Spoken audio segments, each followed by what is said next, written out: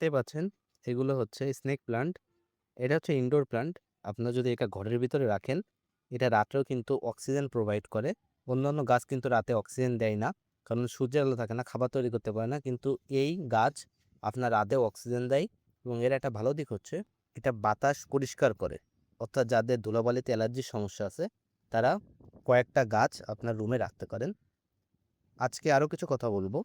আমি একজন স্টুডেন্ট এবং আমার এই পেজটা খোলা হয়েছেও একটা স্টুডেন্টের কথা চিন্তা করে। সেটা কিভাবে বলি, নার্সারিতে একটা কলমের গাছ কিনতে গেলে কমপক্ষে ৩০০ থেকে ৪০০ টাকা গুনতে হয়।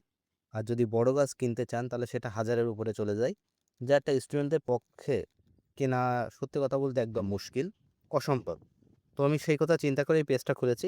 যেহেতু আমি কলম করতে পারি, সো আমার বাগানে নিজের মাদার গাছ থেকে আমি কলম করে স্বল্প মূল্যে ছোট চারা বিক্রি করি। আমার কাছে কোনো প্রকার বড় চারা পাবেন না। গাছ ছোট হবে, মূল্য ছোট হবে এবং দাম অল্প। এটা একদমই স্টুডেন্টের কথা চিন্তা করে। তো অনেক প্রবাসী ভাইরা আছে যারা আমাকে নক করে। সো তারা যখন গাছের দাম শোনে তারা খুশি হয়, কিন্তু যখন দেখে গাছগুলো ছোট ছোট, তারা সত্যি কথা বলতে গেলে মন খারাপ হয়ে যায় তাদের। তো ভাই সত্যি কথা বলতে এইটা আপনাদের জন্য না।